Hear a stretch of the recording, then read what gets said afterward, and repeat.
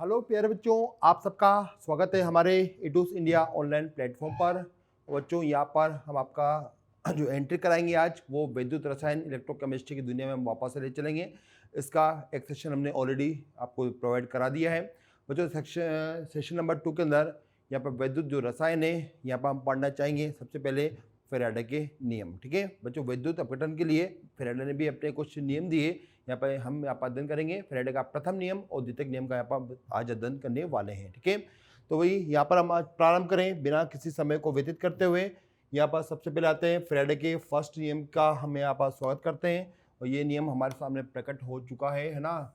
वैद्युत को वैद्युत कर लें, द की जगह धनुष वाले लिख दें। ओके, तो जो विद्युत अपघटन के फैराडे के नियम की हम यहाँ पर बात करें तो देखिए, प्रवाहित आवेश की मात्रा सीधे समानुपाती होती है यदि आई एम्पीयर की धारा है ना, यहाँ पे है आई एम्पीयर की धारा 30 सेकेंड तक प्रवाहित की जाए तो आवेश की मात्रा Q बराबर आई टी इस नियम के अनुसार। ठीक है, यहाँ पर एक इलेक्ट्रोड पर जमे पदार्थ की मात्रा विद्युत अपघटन में कूलाम होती है, पढ़ लेना। ठीक है बच्चों, हमने यहाँ पर इसको पढ़ा, पढ़ने से हमें यहाँ पर क्या निष्कर्ष निकला? निष्कर्ष ये निकला कि भाई आपके पास में एक सेल है ना, यहाँ पर आपके पास में क्या है, एक सेल है। नियम यहाँ से चालू हुआ है ना, यहाँ से यहाँ तक का नियम चल रहा है। तो भाई सेल तो क्या करना है, सेल में हमने एक पात्र लिया, ये पात्र है, यहाँ लगा देते हैं इलेक्ट्रोड ना, यहाँ पर लगा दिया हमने इलेक्ट्रोड इस प्रकार से। यहाँ पर हमने भर दिया विद्युत पदार्थ भर दिया है। अब देखिए यहाँ पर बच्चों जो इलेक्ट्रोड है आपके पास में और यहाँ पर हमने क्या भरा हुआ है, इसके अंदर विद्युत भट्टे पदार्थ भरा हुआ है जो यहाँ पर आयनीकृत होगा, अपने अपने आयनों में टूट जाएगा। ठीक है, और यहाँ पर हम विद्युत धारा इसके अंदर प्रवाहित करते जा रहे हैं। अब देखिए बच्चों, ये कहना क्या चाहता है, ये कहना चाहता है कि जब आप यहाँ पर विद्युत धारा का प्रवाहित करेंगे तो यहाँ पर जो विद्युत भट्टे पदार्थ है जो पात्र में भरा हुआ है ये अपने अपने आयनों में टूट जाएगा। ठीक है, ये अपने अपने आयनों में टूट जाएगा। मान लेते हैं हमारे पास में भट्टे पदार्थ है ए और बी प्रकार का है, ये टूटेगा तो बनेगा ए प्लस और ये क्या बनेगा, ये बी माइनस बनेगा। ठीक है, अब भाई ए प्लस जो है, ए प्लस जो आयन है, जो धन आयन है, ये भागेगा कहाँ पर बच्चों, कैथोड की तरफ, क्योंकि इसको इलेक्ट्रॉन की आवश्यकता है। तो बच्चों कैथोड की तरफ जाता है, ये किसके लिए, ये जाएगा अपने अपचयन के लिए। ठीक है, तो ये गया अपचयन करने के लिए कहाँ पर, कैथोड की तरफ। तो यहाँ पर हम पहुँचा दिया इसको हमने कैथोड की तरफ, कैथोड की तरफ जा रहा है और यहाँ पर क्या करेगा, ये इलेक्ट्रॉन को खाएगा, खा के बन जाएगा क्या, हीरो बन जाएगा, मतलब ये बन गया A0। तो यहाँ पर देखा आपने, ये जो पदार्थ है ये कैथोड पर जमा हो जाएगा। ठीक है, चिपक जाएगा उसके ऊपर।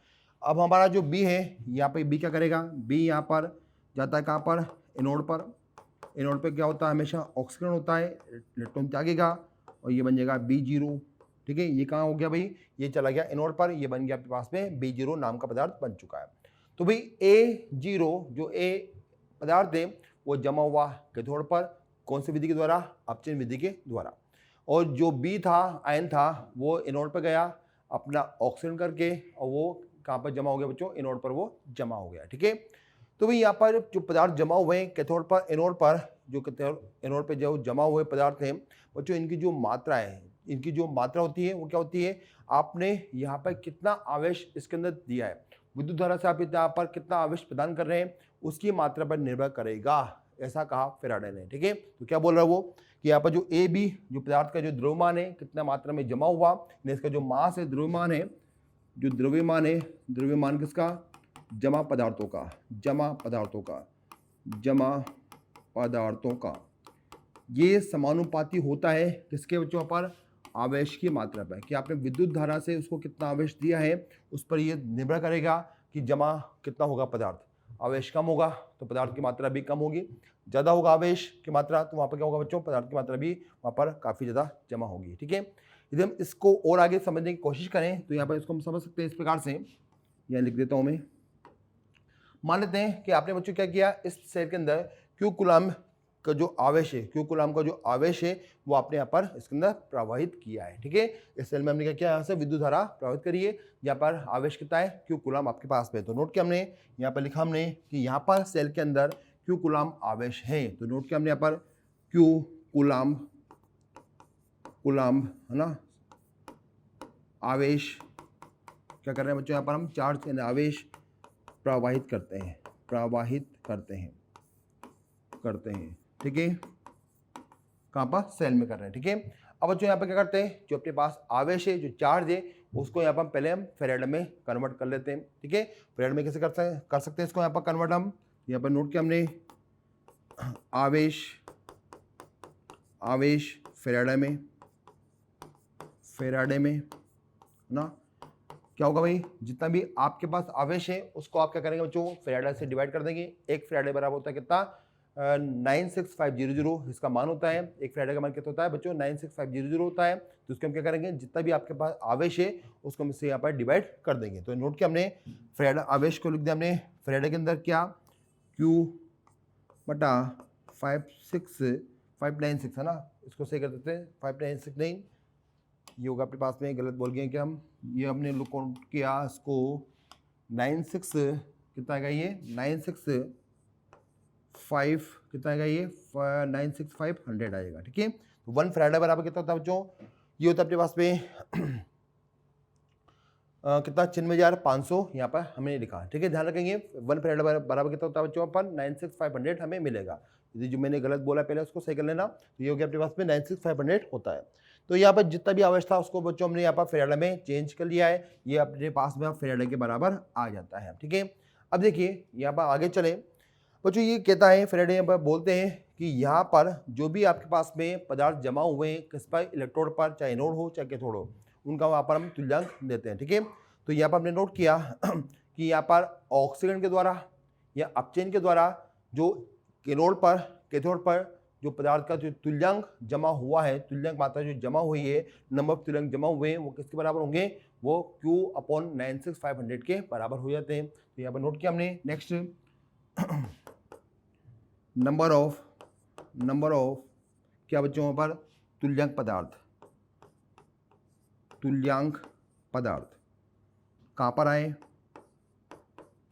कहाँ पर आए, इलेक्ट्रॉनों पर, है ना, इलेक्ट्रॉनों पर, वो बराबर होते हैं किसके, वो हो जाते हैं किसके, Q/96500 फेराडे के बराबर होते हैं। तो जितना भी तुल्यांक जमा होगा इलेक्ट्रोडों पर वो किसके बराबर हो जाएगा बच्चों, यहाँ पर Q/96500 फेराडे के बराबर यहाँ पर जमा हो जाता है, ठीक है।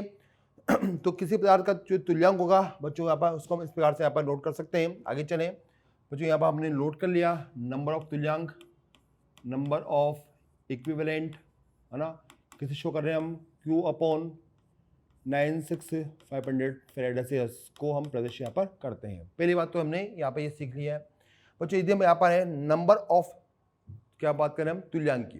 तुल्यांक क्या होता है बच्चों, तुल्यांक होते हैं मोल इंटू एन फैक्टर। क्या होता है यहाँ पर, मोल इंटू एन फैक्टर होता है। तो मैं यहाँ पर तुल्यांक को लिख सकता हूँ किससे, मोल इंटू एन कारक एन फैक्टर। तो ये हो गया अपने पास कितना, Q/96500 फेराडे हो जाएगा। तो हमने यहाँ पर तुल्यांक को मोल इंटू एन फैक्टर में यहाँ पर प्रदर्शित यहाँ पर कर दिया है। और जैसे कि हम जानते हैं जो Q है बच्चों वो क्या है, वो यहाँ पर आवेश है। और आवेश के लिए हम यहाँ पर लिखें तो Q बराबर हम जानते हैं ये होता है अपने पास में किसके, I और T के बराबर होता है। और ये हो गया अपने पास 96500 हो गया यहाँ पर। तो Q बराबर होता है बच्चों किसके, I और T के होता है। I क्या यहाँ पर धारा है और T क्या बच्चों यहाँ पर समय है, जो सेकेंड में हम उसको हम व्यक्त करते हैं। यहाँ पर धारा को बच्चों किस में लिखेंगे, एम्पियर में यहाँ पर व्यक्त करके बताएंगे। तो जो यहाँ पर हमने देखा कि मोल इंटू एन फैक्टर मतलब जो तुल्यांक है वो यहाँ पर IT/96500 के बराबर भी हो जाते हैं। अब देखिए नेक्स्ट बच्चों, मोल क्या होता है, मोल होता है अपने पास में जो गिवन द्रव्यमान है, जो दिया गया द्रव्यमान है, मास है, बटा क्या होता है बच्चों, आणविक द्रव्यमान, ठीक है। तो यहाँ पर नोट किया हमने, जो अपना हमारे पास में जो मोल है वो हम जानते हैं क्या है, ये मोल बराबर होता है, या लिख देता हूँ नीचे में, मोल बराबर क्या होता है, मोल बराबर होता है मास, पदार्थ का मास, उसका मॉलिक्यूलर मास, राइट। ये होता है अपने पास में मास बटा मॉलिक्यूलर मास हम यहाँ पर लिखते हैं। तो यहाँ पर मैं क्या करता हूँ, इस डेरिवेशन में जहाँ पर मोल लिखा हुआ है वहाँ मैं लिख देता हूँ मास बटा molecular mass into n factor लिख सकते हैं। तो हमने यहाँ पर नोट किया कि यहाँ पर मोल की जगह लिखा हमने क्या, मास बटा molecular mass into n factor बराबर कितना हो जाएगा, ये Q/96500 हमें मिल जाएगा, राइट। अब देखिए बच्चों, यहाँ पर हम बात करें कि यहाँ पर मुझे किस चीज़ की आवश्यकता है, मुझे यहाँ पर तो मास निकालना है, द्रव्यमान निकालना है जो इलेक्ट्रोड पर जमा हुआ है, ठीक है। इलेक्ट्रोड पर जो जमा हुआ है उसका मुझे यहाँ पर मान निकालना है। तो हम कैसे निकाल पाएंगे, तो बच्चों अपने पास से यहाँ पर आ जाएगा मास बराबर जो द्रव्यमान है पदार्थों का, है ना, वो किसके बराबर हो जाएगा पर मास को हम इधर ले जाते हैं तो उधर क्या मिलेगा हमें उधर मिलेगा मोलिकुलर मास मोलिकुलर मास मिल गया, ठीक है। मोलिकुलर मास के बाद में लिखा हमने इनटू क्या हो गया, ये क्यू हो गया, बटा कर दिया हमने यहाँ पर, बटा किससे कर देंगे हम 96,500 और ये क्या आ गया अपने पास में एन फैक्टर आ जाएगा, राइट। तो यहाँ पर हमें इलेक्ट्रोड पर जमा हुए पदार्थ की मात्रा द्रव्यमान मुझे यहाँ पर प्राप्त हो जाता है आसानी से। अब देखिए जो फ्रेडे ने कहा था एकदम सही कहा था, क्या कहा था, उन्होंने कहा था कि जो भी पदार्थ जमा होगा इलेक्ट्रोडों पर वो धारा के समानुपाती होता है। तो देखिए यहाँ पर किसी भी विद्युतपट्टे पदार्थ के लिए जो उसका द्रव्यमान होगा वो क्या होगा, फिक्स होगा। यहाँ पे कोई भी अपघट्य पदार्थ लिया है उसका जो आणविक द्रव्यमान है वो तो फिक्स रहेगा, है ना। यहाँ पर उसका जो एन फैक्टर है वो भी क्या रहेगा, फिक्स रहेगा। यहाँ पर ये मान भी क्या है, फिक्स है, इसके अंदर हम चेंज नहीं कर सकते हैं। तो कहने का मीनिंग क्या हुआ, जो तीनों चीज़ें अपने पास में आ रही है, जो तीनों चीज़ें आ रही है ये यहाँ पर किसी भी अपघट्य पदार्थ के लिए क्या रहेगी बच्चों, यहाँ पर ये नियत रहती है। तो उसकी जगह हमने क्या लिख दिया, यहाँ लिख दिया हमने कांस्टेंट लगा दिया, है ना। और कांस्टेंट को हम लिख सकते हैं किसके फॉर्म में बच्चों, यहाँ पर उसको लिख सकते हैं यहाँ पर हम कि अपने पास में जो मास हुआ है ना वो डायरेक्ट समानुपाती होकर किसके, क्यू की हो जाता है। यही तो फैराडे का प्रथम नियम था। ये क्या था बच्चों, फैराडे का प्रथम नियम था यहाँ पर, ठीक है। तो बच्चों ये था अपने पास फैराडे का प्रथम नियम। जितने भी हमने यहाँ पर डेरिवेशन लिखे हैं ये सब न्यूमेरिकल में सवाल में काम आ सकते हैं, ठीक है। चलिए हम एक ऐसा सवाल देखें जहाँ पर हम सारे केसेस को यहाँ पर इजीली सोल्व कर पाएंगे, है ना। तो देखिए किस प्रकार के क्वेश्चन वहाँ पर आपसे वो पूछ सकता है। तो मैं क्वेश्चन को भी यहाँ पर लिख देता हूँ एक बार। तो आप अपनी कॉपी में पुस्तक में लिखेंगे क्या कि भाई हमारे मान के चलें कि हमारे पास में एक इलेक्ट्रोलाइट है, एक इलेक्ट्रोलाइट सेल है, एक वैद्युतपटलीय सेल है।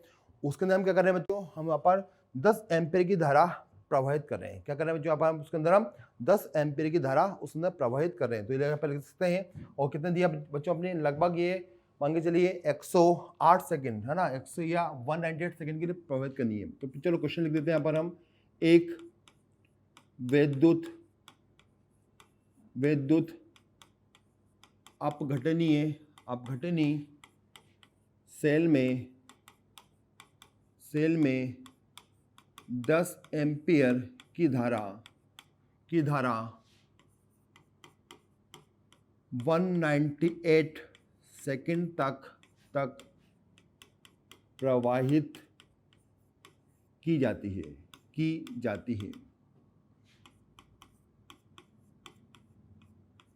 है ना। इसके अंदर क्या कर रहे हैं बच्चों, हम 10 एम्पीयर तक की धारा दे रहे हैं ना। अब देखिए यहाँ पर बच्चों हमें क्या दे रखा है कि यहाँ पर जो अपने पास में इलेक्ट्रोलाइट का जो सॉल्यूशन है वो कितना यहाँ पर 500 ml है, ठीक है। तो यहाँ पर हमें दे रखा है यहाँ पर हमें क्या दिया बच्चों, यहाँ पर लिख दिया हमने इसके नीचे की तरफ, यदि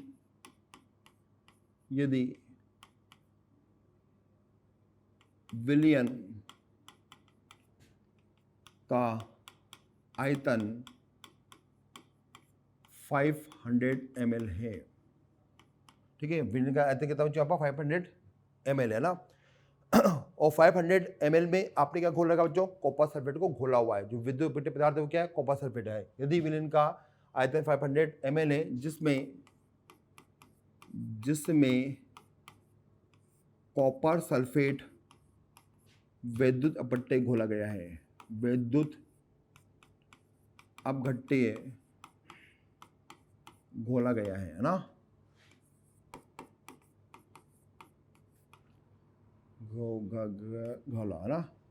घोला गया है, ठीक है। ये तो हो गया बच्चों अपने पास में इसकी लैंग्वेज। अब पूछ रहा है कि यहाँ पर कुछ मान यहाँ पर याद करें, ठीक है। यहाँ पर कुछ मान आपको याद करना है। कौन सा मान, नंबर एक पूछा जा रहा है क्या बच्चों, पूछा रहा है कि जो कॉपर है, जो कॉपर होगा वो जमा होगा किसी न किसी इलेक्ट्रोड पर जमा होगा। मुख्य रूप से बच्चों जमा होता है किस पर, वो होता है कैथोड पर जमा, ना। तो जमा हुए कॉपर का द्रव्यमान ज्ञात करो, ठीक है, मास याद करो। तो ये पूछा जा रहा है कॉपर का, है ना, कॉपर का किस पर होगा अभी, कैथोड पर मास ज्ञात करो, पहला पॉइंट, ठीक है। पहला क्वेश्चन से बच्चों यहाँ पर इस प्रकार से पूछा जा रहा है। चलिए दूसरे क्वेश्चन में लिख देते हैं। क्वेश्चन नंबर बी हमने यहाँ पर बना दिया इसके अंदर कि भाई हमें यहाँ पर डेटा के अनुसार हम बना सकते हैं कि यहाँ पर हमें जो O2 गैस यहाँ पर निकलेगी उसका भी मुझे यहाँ पर क्या करना है बच्चों, आयतन यहाँ पर याद करना है। और यहाँ पर दे रखा है मैं कि यहाँ पर यदि 273 केल्विन व 1 ATM पर निष्कासित O2 का आयतन भी याद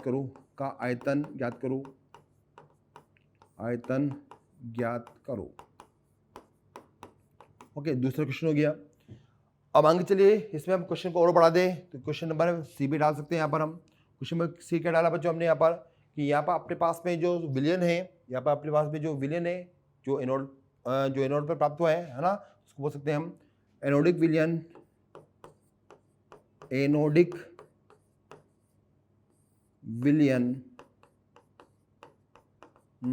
क्या लिखें, का पीएच याद करो, है ना, का पीएच ज्ञात करो। ऐसा हमने यहाँ पर एक लैंग्वेज से 3 क्वेश्चन आपको बना के दे दिए, ठीक है। 3 क्वेश्चन के अलावा बाहर सिलेबस में कोई क्वेश्चन नहीं बनता है, ठीक है। 3 क्वेश्चन यहाँ पर मैक्सिमम होते हैं। तो सबसे पहले क्या करेंगे, सबसे पहले आप यहाँ पर क्वेश्चन की लैंग्वेज को ध्यान से पढ़ेंगे और ध्यान से पढ़ने के बाद आपको पता चलेगा कि हमें यहाँ पर कौन कौन से डेटा दे रखा है, ठीक है। तो इसको सोल्व कीजिए जल्दी से। तो भाई हमने क्वेश्चन को देखा, तो यहाँ पर सबसे पहले जो लैंग्वेज है उसके डेटा हम नोट कर लेते हैं। यहाँ पर जो धारा है आई कितनी है, 10 एम्पीयर है। यहाँ पर नोट किया हमने, यहाँ पर जो आई है अपने पास में वो दे रखी है 10 एम्पीयर। जो टाइम दे रखा है वो 198 सेकेंड का हमें यहाँ पर दिया जा रहा है ना। आगे चले, यहाँ पर कॉपर सल्फेट वैद्य उपट्य पदार्थ है जो 500 ml में घोला गया है। तो नोट किया हमने यहाँ पर 500 ml में क्या है, यहाँ पर अपने पास है कॉपर सल्फेट का वैद्य उपट्य पदार्थ है, ठीक है। और आगे क्या दिया जो डेटा में बस हमें यही दिया गया है। क्वेश्चन पूछा गया है कॉपर का कैथोड पर कितना मास जमा हुआ पता कीजिए। क्वेश्चन नंबर 1 था है ना, क्या था, कॉपर का मास द्रव्यमान मुझे यहाँ पर ज्ञात करके बताना है। ये पहला क्वेश्चन अपने पास था। चलिए प्रारंभ करते हैं। फैराडे को हमने याद किया और फैराडे को जब हमने याद किया तो हमने क्या किया, सबसे पहले देखा कि सेल में किस प्रकार से वहाँ पर अभिक्रिया चलेगी। तो बच्चों सेल में क्या होगा, सेल में हम यहाँ पर देखें ध्यान से, तो सेल में यहाँ पर जो अभिक्रिया चलती है वो चलती है नंबर 1 कॉपर सल्फेट होगा, ये अपने अपने आयनों में टूटेगा, टूट के क्या बनाएगा, ये बनाएगा आयन, कौन से, कॉपर +2 बनाएगा और ये क्या करेगा, सल्फेट आयन भी बना देगा, राइट। नेक्स्ट यहाँ पर हमें कॉपर का द्रव्यमान याद करना है, तो कॉपर के द्रव्यमान पे आते हैं। कॉपर क्या करेगा भाई, कॉपर जो +2 आयन है ना, कॉपर जो +2 आयन है, कॉपर +2 जो आयन होगा वो यहाँ पर 2 इलेक्ट्रॉन को ग्रहण करेगा, कहाँ पर, कैथोड पर, और जमा हो जाएगा बच्चों कहाँ पर, कैथोड पर। तो ये हो गया अपने पास में क्या, इसका रिडक्शन कर दिया हमने, रिडक्शन बोले तो अपचयन कर दिया, है ना। तो ये हो गया अपने पास में अपचयन, कहाँ पे किया, कैथोड पे किया। तो ये लिख दिया हमने यहाँ पर कैथोड पे चल रहा है ऐसा कुछ। अब मुझे देखना है कि डेटा के अनुसार कैथोड पर कॉपर कितना वहाँ पर जमा होने वाला है। तो भाई यहाँ पर फॉर्मूले की बात करें तो फॉर्मूला आइए, फॉर्मूला कहाँ है भाई, फॉर्मूला अपने पास में ये दे रखा है कि मुझे यहाँ से मास प्राप्त हो जाएगा। तो मैं इस फॉर्मूले को यहाँ से उठा लेता हूँ और यहाँ पर मैं पुट कर देता हूँ, है ना। तो फॉर्मूला क्या था अपने पास में, मास याद करने के लिए अपने पास में ये फॉर्मूला था, है ना। तो पहले हम यहाँ पर क्या करते हैं, यहाँ पर हम पहले मास क्या क्यू दे रखा है, आई टी भी दे रखा है, आई डी दे रखा है हमें यहाँ पर, है ना। तो लगभग हमें हमारे पास में सब कुछ यहाँ पर दे रखा है। यहाँ पर हमें मास वास, ठीक है। चलो आप आगे चलें। तो यहाँ पर हम आते हैं, तो यहाँ पर अपने पास में जो फॉर्मूला बनेगा वो क्या बनेगा, वो बनेगा मास बटा क्या, यहाँ पर हो गया अपने पास में मॉलिक्यूलर उसका मास इनटू क्या हो गया यहाँ पर एन फैक्टर, है ना, बराबर। अब यहाँ पर बच्चों क्यू को हम जानते हैं, क्यू को हम क्या लिख सकते हैं, यहाँ पर हम क्यू को यहाँ पर लिख सकते हैं कि यहाँ पर ये आई टी के बराबर है ना। आई धारा है और यहाँ पर ये टी है, यहाँ पर नोट कर दिया हमने, कितना आएगा 96500 यहाँ पर हमें मिल जाएगा, राइट। तो यहाँ पर हम आगे चलें तो बच्चों यहाँ पर हमें पता लगा कि यहाँ पर हमें मोल, पहले एक काम करें मोल से कर सकते हैं यहाँ पर, है ना। तो यहाँ काम करते हैं कि यहाँ पर हम पहले मोल दे रखे हैं, क्योंकि हमें यहाँ पर मोल ही दिया गया है, मैं यहाँ पर इसको मोल से व्यक्त करूँगा। तो यहाँ पर अपने पहले मोल नोट कर लिया है ना। तो यहाँ पर मास हम बाद में कर लेंगे, पहले मोल लिख देते हैं, ये मोल होगा। अब देखिए यहाँ पर जो हमें अभिक्रिया दे रखी है, ये जो अभिक्रिया दे रखी है यहाँ पर, इसमें कॉपर का एन फैक्टर कितना है आप बता सकते हैं।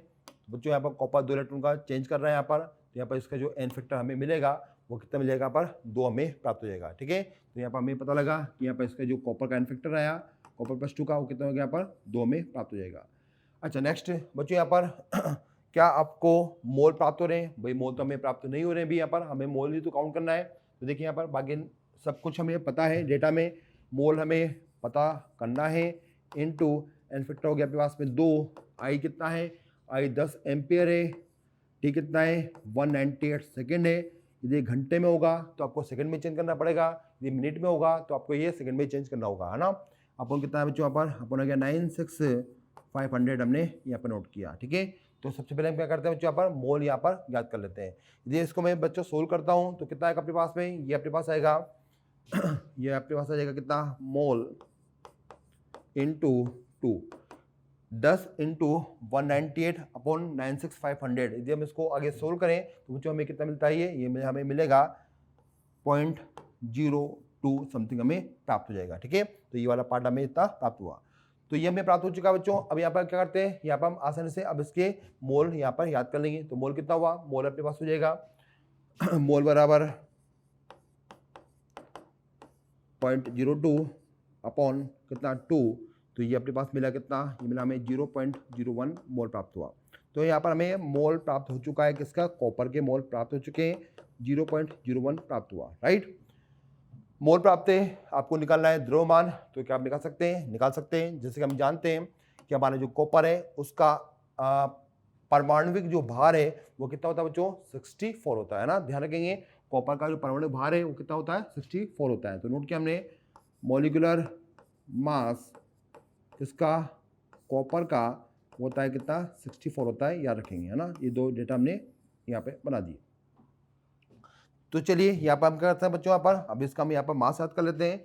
मास के लिए हमने नोट कर दिया, मास बराबर क्या होगा, मास बराबर हो जाएगा बच्चों अपने पास में कितना, यह हो जाएगा अपने पास मोल कितना होगा, मोल इंटू उसका परमाणविक द्रव्यमान। तो ये मोल कितना था, 0.01 था, परमाणविक द्रव्यमान कितना आया, 64 आया। दोनों को जब इंटू किया तो हमें मिलेगा बच्चों कितना, ग्राम में कितना मिला, ये मिल गया मुझे यहाँ पर 64 ग्राम प्राप्त हो गया है। 64 ग्राम मुझे यहाँ पर प्राप्त हो गया है। पहले क्वेश्चन का आंसर हमने आसानी से यहाँ पर प्राप्त कर लिया है। ठीक है, बात क्लियर। तो बच्चों यहाँ पर हमें अब कॉपर का जो जमा हुआ है वो हमें यहाँ पर प्राप्त हुआ, कितना, पॉइंट लगाना भूल गए क्या, पॉइंट लगा देना यहाँ पर आप, है ना, आगे पॉइंट लग जाएगा भाई। क्या बन गया भाई, 0.6 समथिंग, 0.64 समथिंग हमें प्राप्त हो जाएगा। तो बच्चों ये मिल गया मुझे कॉपर जो जमा हुआ उसका मिल चुका ग्राम में भार। अब आते हैं क्वेश्चन नंबर 2। क्वेश्चन नंबर 2 क्या था कि 273 केल्विन बी वाला और एक एटीएम है, तो इस कंडीशन पर निकलने वाली O2 का आयतन भी यहाँ पर आपको ज्ञात करके बताना है। ठीक है, तो बच्चों यहाँ पर हम जानते हैं कि जो हमने कॉपर सल्फेट का विलयन बनाया है वो पानी में बनाया होगा, पानी में इसको घोला हुआ हमने, तो यहाँ पर हम नोट कर सकते हैं बी के लिए। यहाँ पर क्वेश्चन नंबर बी है कि यहाँ पर आपने उसको पानी में घोला होगा और पानी के अंदर क्या होगा बच्चों, पानी में कुछ हलचल होगी क्योंकि यहाँ पर उसको विद्युत धारा मिली है। यहाँ पर जो वाटर था ये टूटा होगा, किसके अंदर, ये टूटेगा बच्चों किसके अंदर, O2 में टूटेगा, है ना। ये O2 में टूटा, प्लस क्या बनेगा यहाँ पर H+ आयन भी बनेंगे, साथ में इलेक्ट्रॉन भी ये त्याग देगा, है ना। यदि हम अभिक्रिया को बैलेंस करें तो यहाँ पर हम इसको बैलेंस कर सकते हैं। ये हो गया अपने पास में 2, ये हो गया अपने पास में 4, यदि यहाँ पर 4 लिखा तो ये इलेक्ट्रॉन भी कितने होंगे, 4 यहाँ पर निकलते हुए दिखाई देंगे, तो यहाँ पर कर दो 4। तो यहाँ पर हमने देखा कि O2 यहाँ पर निष्कासित हो रही है, कितना हो गया भाई, 4 हो गया, है ना। तो O2 यहाँ पर क्या हो रही है बच्चों, यहाँ पर निकल रही है। क्या आप बच्चों यहाँ पर एन फैक्टर बता सकते हैं O2 का या H+ आयन का जो भी है। तो बच्चों यहाँ पर हम O2 का एन फैक्टर देखें तो हमें पता लग रहा है माइनस से कितने में गया, 0 में गया। कितने ऑक्सीजन है बच्चों, यहाँ पर 1 जा रही है, तो वहाँ कितना बन रहा है, O2 बन रहा है 2। इसका मीनिंग क्या हुआ, 1 ऑक्सीजन में चेंज आया, -2 का आया, तो 2 ऑक्सीजन में चेंज आएगा, कितना बच्चों यहाँ पर 2 ऑक्सीजन अपने पास में है, तो ये हो गया अपने पास एन फैक्टर कितना इसका, ये हो जाएगा कितना 4। ठीक है, नेक्स्ट में पाते हैं, बस इसकी हमें आवश्यकता होगी यहाँ पर, है ना। आगे चलें तो बच्चों यहाँ पर यदि हम अब तुल्यांक नंबर निकाल लेते हैं ना, O2 का हम तुल्यांक नंबर निकाल लेते हैं। तो जैसा कि हम देख पा रहे हैं कि O2 यहाँ पर निकल रहा है O2 के जो तुल्यांक है बच्चों, ये O2 क्या कर रहा है, -2 से जा रहा है कहाँ पर, O2 जीरो के अंदर, -2 से गया जीरो में, इसने इलेक्ट्रॉन को निकाला, कहाँ निकाला होगा, एनोड पर। तो हम बोल सकते हैं एनोड पर O2 के तुल्यांक संख्या ना, तो एनोड पर O2 के तुल्यांक संख्या बराबर एनोड पर O2 के तुल्यांक संख्या बराबर क्या होगा, फॉर्मूला यदि हम यहाँ पे यूज करें तो वही आपके पास फॉर्मूला है IT/96500, ठीक है, ये हमें प्राप्त हुआ। अब देखिए एनोड पर हमें O2 की तुल्यांक संख्या प्राप्त करनी है, तो ये फॉर्मूला आपके पास में बच्चों कौन सा, IT/96500, ये हमने अभी पहले भी नोट किया था। और जैसे कि अभी हमने देखा कि जब मैं IT/96500 करता हूँ तो ये मेरे पास कितना आता है, ये मेरे पास आ जाता है 0.02 मुझे प्राप्त हो जाता है। तो ये मिला मुझे कितना, 0.02 मुझे प्राप्त हो जाएगा, ठीक है, ये मुझे कितना प्राप्त हो गया बच्चों, 0.02 मुझे प्राप्त हो गया। अब देखिए बच्चों, आप तुल्यांक संख्या है ना, तुल्यांक संख्या मुझे क्या याद करना है, मुझे याद करना है आयतन याद करना है मुझे O2 का, आयतन याद करना है O2 का ना कि भार याद करना है। तो भाई गैस है तो हमें आयतन यहाँ पर याद करना होगा। आगे चलें तो यहाँ पर हम बात करें तो यहाँ पर आपके पास होता है मोल इंटू एन फैक्टर, और ये कितना मिला हमें यहाँ पर, ये पूरे डेटा मिल रहा मुझे कितना, ये था IT/96500 है ना, ये मिला मुझे यहाँ पर मोल इंटू एन फैक्टर कितना हुआ, इसका एन फैक्टर हमें मिल रहा है कितना बच्चों, 4 है ना, कितना मिला इसका 4, और ये डेटा कितना आया था आपके पास 0.02 आया था। तो मोल कितने मिल गए हमें, मोल हमें प्राप्त हुए कितने, ये हो गया आपके पास में मोल नीचे गया तो 4 नीचे गया, तो ये हो गया 0.2/4 बराबर कितने मिल जाएंगे हमें, ये मिल जाएगा हमें, दशमलव हटाइए, जीरो लगाइए ना, 200 से काटेंगे, 200 बार कट जाएगा, तो ये आंसर आएगा 1/200 हमें मिल जाएगा। तो भैया हमें यहाँ पर O2 के अभी मोल प्राप्त हुए हैं, है ना।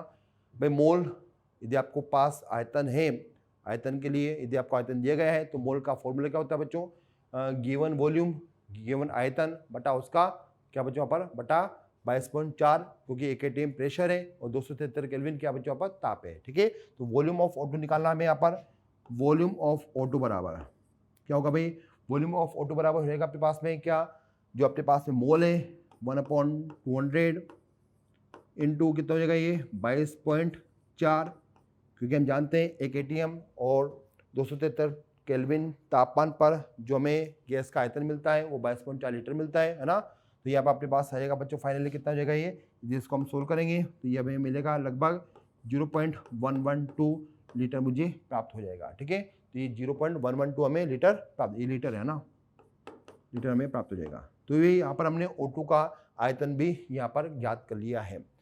अगला प्रश्न का था कि यहाँ पर एनोडिक विलयन है, उसका pH हमें यहाँ पर बताना है कि उसका pH यहाँ पर क्या होगा।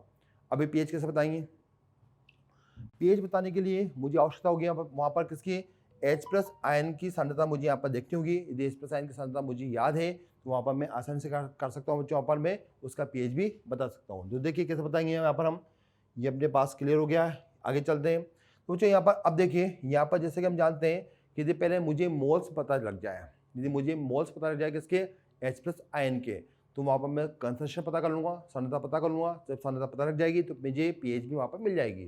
तो भाई यहाँ पर हम देखें कि जो सेल अभिक्रिया थी उसमें मोल्स ऑफ H+ आयन कैसे मिलेंगे। भाई मोल्स निकालने के लिए वही अपने पास क्या बच्चों, मोल्स निकालने के लिए अपने पास वही फॉर्मूला है।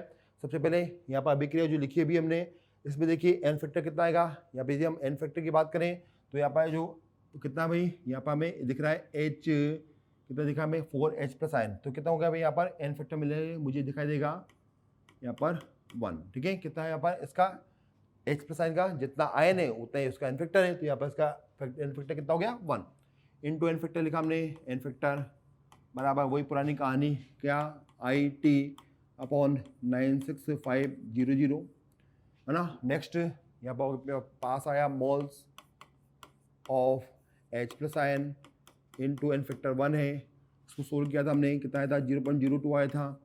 तो मोल्स ऑफ H+ आयन कितना हो गया, मोल्स ऑफ H+ आयन मिला में कितना 0.02/1, राइट। तो मुझे यहाँ पर हमें क्या मिल चुका है, ये हमें यहाँ पर मिल चुका है। क्या क्या मिला हमें यहाँ पर, इसका मोल्स प्राप्त हो गया है।